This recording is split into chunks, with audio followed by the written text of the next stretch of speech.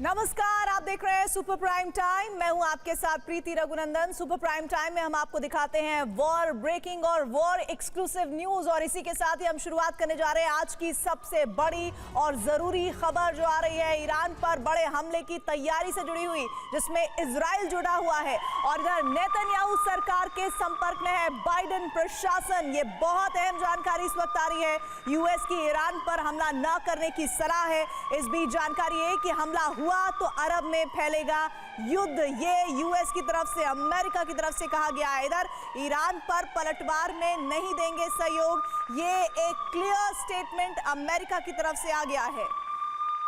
इधर Iran Israel का युद्ध अटल हो चुका है। इजराइल ने ऐलान कर दिया है कि ईरान को हमलों की बड़ी कीमत चुकानी होगी। वॉर कैबिनेट ने पलटवार के फैसले पर मोहर लगा दी है। इजरायली एरोस्पेस फोर्सेस ने तैयारी शुरू कर दी है। वायुसेना की कई स्क्वाड्रन हमले के लिए तैयार है। वॉशिंगटन तक ये आशंका जता चुका है कि इजराइल कभी भी ईरान पर हमला कर सकता है। ये तो तय है कि इजराइल ईरान पर हमला करेगा, लेकिन हमला कैसे किया जा सकता है इसका भी ब्लूप्रिंट तैयार हो चुका है। इजरायली कैबिनेट ने 7 सुपर लीडर्स की टीम तैयार कर दी है और 4 चरणों में इजराइल पर हमले किए जा सकते हैं। देखिए कैसा हो सकता है इजराइल का प्रतिशोध और आईडीएफ सहित मोसाद के टारगेट क्या है।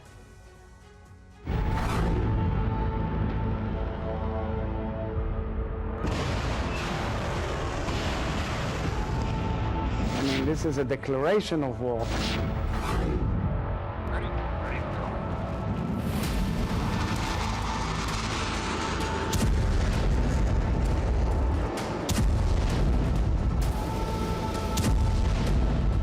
האירוע הזה לא נגמר.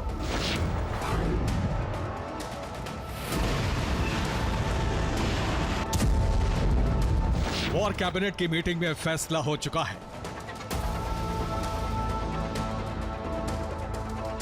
इजरायली फोर्सेस की तैयारी हो चुकी है।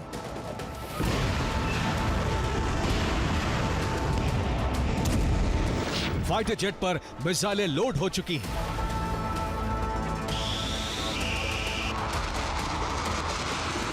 चौदह अप्रैल की रात जैसी चीख पुकार इजराइल में मची,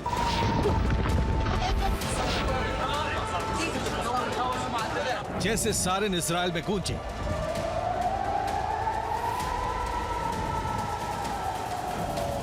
जैसे शोले इजराइल के आसमान पर नजर आए, ठीक ऐसा ही मंजर ईरान में नजर आ सकता है।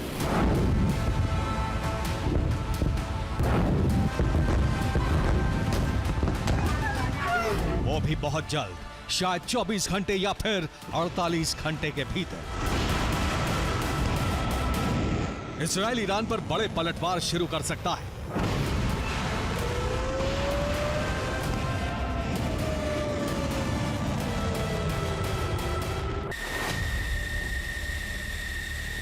इजरायली वॉर कैबिनेट की बैठक में यह तय हो चुका है कि ईरान पर हमले किए जाएंगे।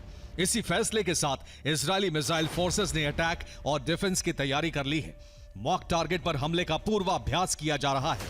इसके साथ साथ इजराइल की एयरफोर्स ने F-35 और F-15 पर मिसाइलें लोड करने के बाद हमलों का अभ्यास शुरू कर दिया है। तैयारी पूरी हो चुकी है और इसी के साथ ईरान पर हमलों का काउंटडाउन भी शुरू हो गया है। इजराइल ने स्पष्ट कह दिया है कि युद्ध ईरान ने शुरू किया और खत्म इजराइल करेगा।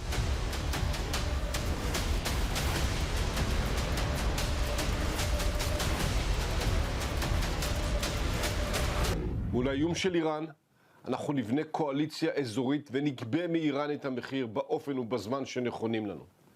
והחשוב מכל, מול הרצון של אויבינו לפגוע בנו, אנחנו נתאחד ונתחזק.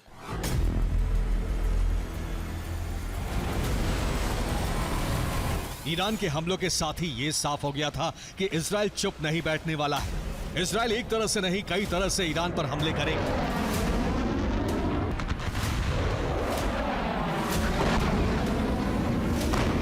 इजराइल इससे भी बड़े हमलों की तैयारी में जुट गया है और इन हमलों की कोऑर्डिनेशन टीम भी तैयार हो चुकी है।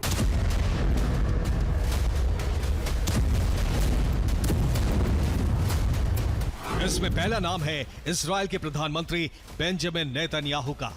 दूसरा नाम है इजरायली वॉर कैबिनेट के सदस्य बेनी गैंट्स। तीसरा नाम है इजराइल के रक्षा मंत्री योव गैलेंट। चौथा नाम है chief of general staff हार्जी Halevi. पांचवा नाम है इजरायली एयरफोर्स के प्रमुख एलूफ टॉमर बार। छठा नाम है एरोस्पेस मिसाइल फोर्सेस के चीफ ब्रिगेडियर जनरल गिलाड बिरान। सातवां नाम है इजरायली खुफिया एजेंसी के प्रमुख डेविड बार्निया। नेतन्याहू सहित ये 7 लोगों की टीम ईरान पर हमले का ब्लूप्रिंट बना चुकी है।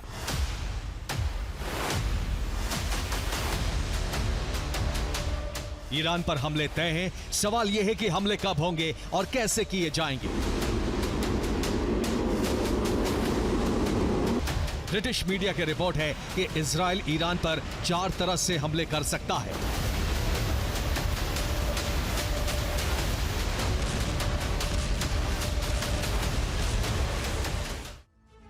अब इजराइल का अटैक प्लान क्या हो सकता है, ये देखिए। पहला प्लान हो सकता है संपूर्ण ईरान पर हमला। इसके तहत ईरान के सैन्य ठिकाने, ईरान के एयरबेस, नेवल बेस, सरकारी इमारतें और बड़े शहरों पर हमले किए जा सकते हैं। इसकी कितनी संभावना है, तो ब्रिटिश मीडिया की रिपोर्ट कहती है कि केवल 25%, क्योंकि इस हमले से पूरे अरब में युद्ध भड़कने की आशंका है। साथ ही इजराइल के इस हमले में यूएस के नाराज होने का खतरा भी है। दूसरा तरीका हो सकता है परमाणु युद्ध, यानी ईरान के अंडरग्राउंड मिसाइल बेस और परमाणु ठिकानों पर इजराइल हमला कर सकता है। लेकिन ऐसे हमलों की संभावना 20% ही जताई गई है, क्योंकि इन सभी ठिकानों पर कड़े सुरक्षा इंतजाम है। डर यह भी है कि ऐसे हमलों के बाद ईरान परमाणु पलटवार कर सकता है। इसके अलावा ईरान मिसाइल हमले कर सकता है। ये नियंत्रित हमले होंगे। इनके टारगेट पर महत्वपूर्ण इमारतें हो सकती हैं। इससे जान माल का कम नुकसान होगा। ऐसे हमलों के बारे में 80% तक संभावना जताई गई है, क्योंकि इस तरह इजराइल बिल्कुल ईरान जैसे पलटवार करेगा। ऐसे हमलों में ज्यादा बड़ा नरसंहार नहीं होगा और इस तरह बड़ा युद्ध भड़कने से रोका जा सकता है। इसके अलावा इजराइल प्रॉक्सी संगठनों और ईरान के विदेशी ठिकाने टारगेट कर सकता है, जैसे हिजबुल्लाह, हूती और ईरानी दूतावासों पर हमले किए जा सकते हैं। इसके बारे में 90% तक संभावना जताई गई है, क्योंकि ईरान समर्थित संगठनों पर हमले करना सबसे सुरक्षित होगा। इससे इजराइल ईरान की जमीन पर सीधा युद्ध भड़कने से बच जाएगा।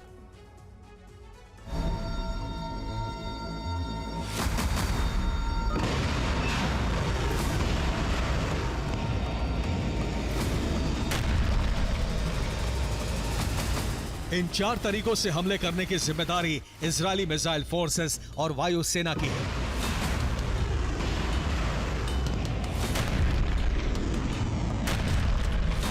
लेकिन नेतन्याहू की टीम में मोसाद प्रमुख को एक सोची समझी रणनीति के तहत रखा गया है।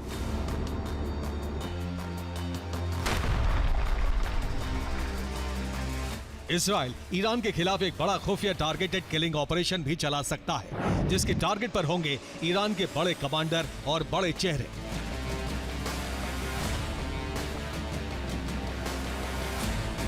عملیات از نظر ما خاتمه یافته است و قصدی بر ادامه این عملیات وجود نداره، اما چنانچه رژیم صهیونیستی اقدامی رو علیه جمهوری اسلامی ایران چه در خاک ما و چه در مراکز متعلق به ما در کشور سوریه یا جای دیگری انجام بده، عملیات بعدی ما بسیار بزرگتر از این انجام میشه. इजराइल ईरानी फोर्सेस के बाघेरी जैसे बड़े चेहरों को टारगेट कर सकता है। इजराइल के संभावित टारगेट ये चेहरे हो सकते हैं। पहला संभावित चेहरा हो सकते हैं हुसैन सलामी। ये IRGC यानी इस्लामिक रेवोल्यूशनरी गार्ड कोर के कमांडर इन चीफ हैं। इनके पास ही इजराइल से प्रतिशोध ऑपरेशन की कमान थी। दूसरा टारगेट हो सकते हैं इस्माइल कानी। ये ईरान की कुद्स फोर्स के कमांडर हैं। इजराइल पर हमले के ऑपरेशन की जिम्मेदारी इन्होंने ही संभाली थी। तीसरा टारगेट हो सकते हैं मोहम्मद काजेमी। ये ईरान की खुफिया एजेंसी बाजा के प्रमुख हैं। इजराइल के नवातिम, रेमोन और गोलन में मोसाद के हेडक्वार्टर पर हमले के टारगेट काजेमी ने ही तय किए थे। अगला टारगेट बन सकते हैं मोहम्मद बाघेरी। ये ईरान के जॉइंट चीफ ऑफ स्टाफ हैं। इजराइल के पलटवार को नाकाम करने की जिम्मेदारी इनके पास है। अगला टारगेट बन सकते हैं आमिर अली हाजी जादा। ये ईरान की एयर स्पेस फोर्सेस के कमांडर हैं। हमले के दौरान मिसाइल ड्रोन यूनिट से जुड़ी तकनीक की जिम्मेदारी यही संभालते हैं। इजराइल ईरान पर मिसाइल और एयरफोर्स के हमलों के साथ साथ ईरान की सेना को नेतृत्व विहीन बनाने का ऑपरेशन शुरू कर सकता है। यह ऑपरेशन इजराइल के लिए ज्यादा मुफीद है, क्योंकि मिसाइल हमलों में अड़चन यह है कि ईरान पर मिसाइल हमले हुए तो ये कई देशों के एयर स्पेस से होकर गुजरेंगे। और जॉर्डन ने पहले ही ऐलान कर दिया है कि उसके एयर स्पेस से ईरान या इजराइल की मिसाइलें जाती हैं तो इंटरसेप्ट कर देगा। ये वो अनुमान है जो अभी लगाए जा रहे हैं, लेकिन इजराइल कितना बड़ा हमला करेगा और कब करेगा, इसकी मात्र कल्पना ही की जा सकती है। सच ये है कि इजराइल का पलटवार तय है। Bureau report, TV9 Bharatvarsh. इस बीच बड़ी खबर यह है कि लाल सागर में फिर शुरू हुई हूती के हमले की जानकारी और यूएस नेवी टास्क फोर्स पर हूती के हमले जारी हैं। यूएस नेवी ने हूती के 4 ड्रोन गिरा दिए हैं और इसकी तस्वीरें भी सामने आ गई हैं।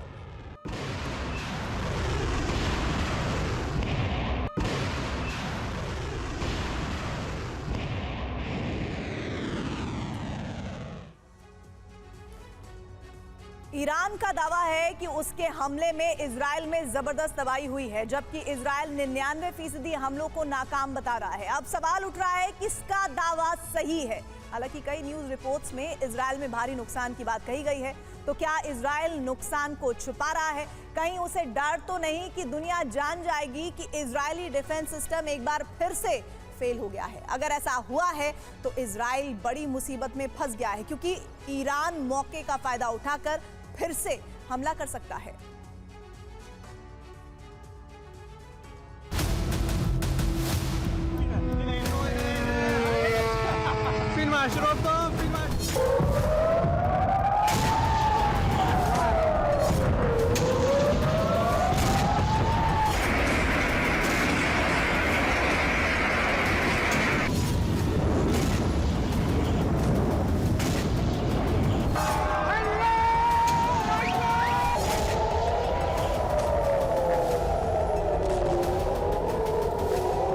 इसी तरह रात के अंधेरे में ईरान ने ताबड़तोड़ ड्रोन दागे।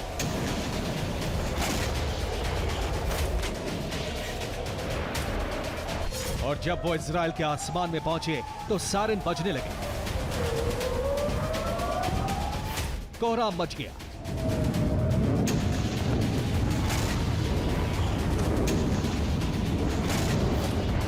हमले की दो कहानी सामने आ रही है, एक वो जो ईरान बता रहा है और एक वो जो इजराइल कह रहा है। ईरान का दावा है कि भारी नुकसान हुआ, जबकि इजराइल बता रहा है कि 99% हमले नाकाम कर दिए गए।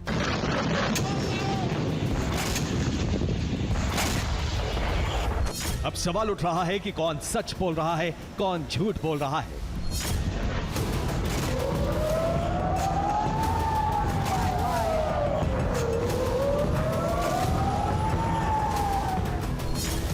अगर हमले से भारी तबाही हुई तो तबाही वाली तस्वीरें कहां हैं?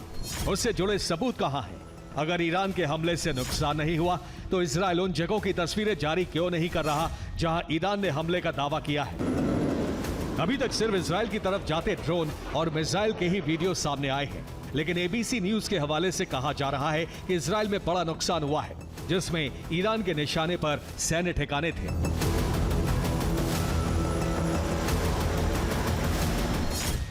नेवाते में airbase, Ramon airbase, Mossad secret office, Golan Heights, Dimona एटमी बेस, अराद रीजन। इसके अलावा कई और इलाकों में भी ड्रोन से तबाही का दावा ईरान ने किया है, लेकिन इजराइल ने इसे सिरे से खारिज किया है। यहां तक कि एक भी हमले से तबाही के सबूत नहीं दिखाए हैं। इस बीच दुनिया भर के डिफेंस एक्सपर्ट्स दावा कर रहे हैं कि ईरान की तैयारी इससे भी ज्यादा बड़े हमले की थी। कई गुना ज्यादा मिसाइल स्ट्राइक करके 7 अक्टूबर से बड़ा विध्वंसक हमला किया जाना था, लेकिन तय समय पर मिसाइलें लॉन्च नहीं हो पाई।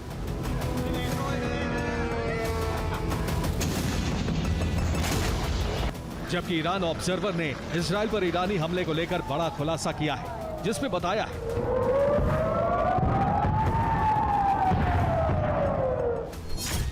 इजराइल में 2000 किलोमीटर अंदर तक नुकसान पहुंचाने का मंसूबा था। इसके अलावा सैन्य ठिकानों को पूरी तरह तबाह करने की तैयारी थी। ईरान के हमले का जो प्लान डिकोड हुआ है, उसमें न्यूक्लियर इलेक्ट्रोमैग्नेटिक पल्स अटैक में सक्षम मिसाइलें दागी गई, जिसमें मर्व मीडियम रेंज बैलिस्टिक मिसाइलों को शामिल किया गया था, जिनकी रफ्तार 11,000 किलोमीटर प्रति घंटे से ज्यादा थी।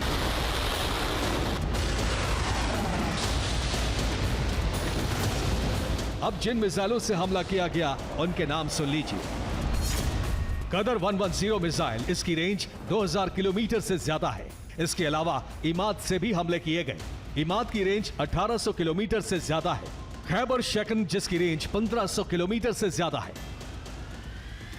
इजराइल ने हमले वाली जगह नहीं दिखाई हो, लेकिन IRGC ने मिसाइल अटैक का 7 मिनट का एक वीडियो जारी किया है, जिसमें बैलिस्टिक मिसाइल की लॉन्चिंग दिखाई है।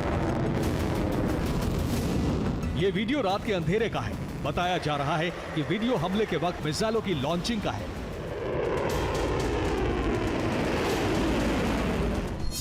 ईरान की तैयारी हाइपरसोनिक मिसाइल से भी हमले की थी, इसलिए पिछले कुछ वक्त में ईरान ने हाइपरसोनिक मिसाइल के टेस्ट किए थे।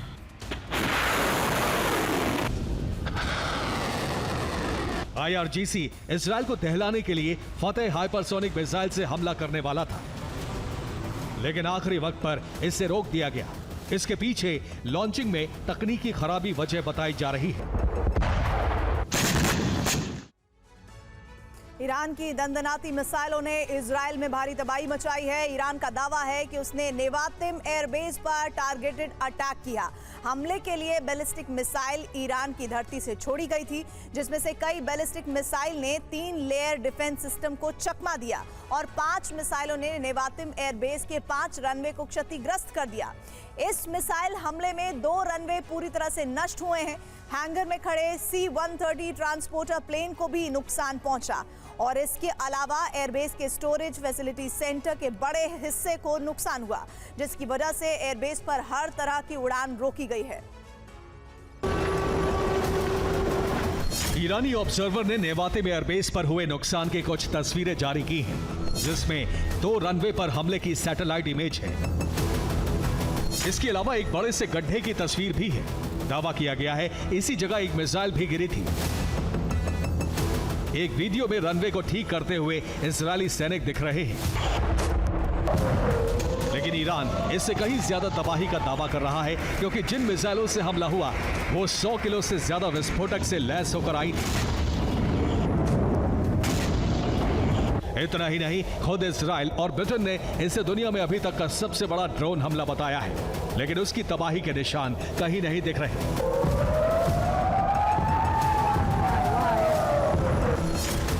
ईरान ने नेवातिम एयरबेस के अलावा रेमॉन एयरबेस पर भी हमला किया, जिसमें 4 बैलिस्टिक मिसाइलों का इस्तेमाल हुआ और हमले में हथियार डिपो और रनवे को नुकसान का दावा किया है। साथ ही गोलान हाइट्स में मोसाद के उस दफ्तर को उड़ाने का दावा किया है जहां सीरिया में ईरानी दूतावास पर हमले की योजना बनाई गई थी। दरअसल ईरान की प्लानिंग थी कि वो इजराइल के उन एयरबेस को पूरी तरह तबाह कर दे जहां से सीरिया में उसके दूतावास पर हमले के लिए F-35 फाइटर जेट ने उड़ान भरी थी, लेकिन ईरान की दूसरी मिसाइल स्ट्राइक नहीं हो पाई। वैसे भी ईरान उससे पहले काफी बड़ा हमला कर चुका था। 110 बैलिस्टिक मिसाइल अटैक में $50 मिलियन यानी करीब 417 करोड़ रुपए खर्च कर दिए, जबकि 45 क्रूज मिसाइल हमले में $7 मिलियन, जो 58 करोड़ के आसपास है, और 185 शाहे ड्रोन अटैक में करीब 54 करोड़ खर्च हुए।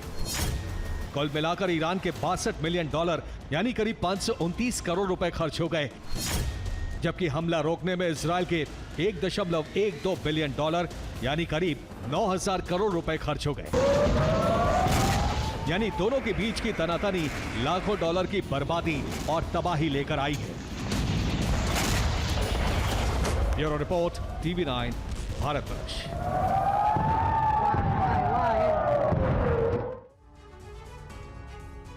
बड़ी खबर इस वक्त ये है कि इजरायली वॉर कैबिनेट की बैठक खत्म हो गई है। वॉर कैबिनेट बैठक में बड़ा फैसला लिया गया। ईरान पर हमलों का फाइनल ब्लूप्रिंट तैयार किया गया है। इजराइल पर अमेरिकी मीडिया की रिपोर्ट आई है, आज रात ईरान पर हमले कर सकती है IDF।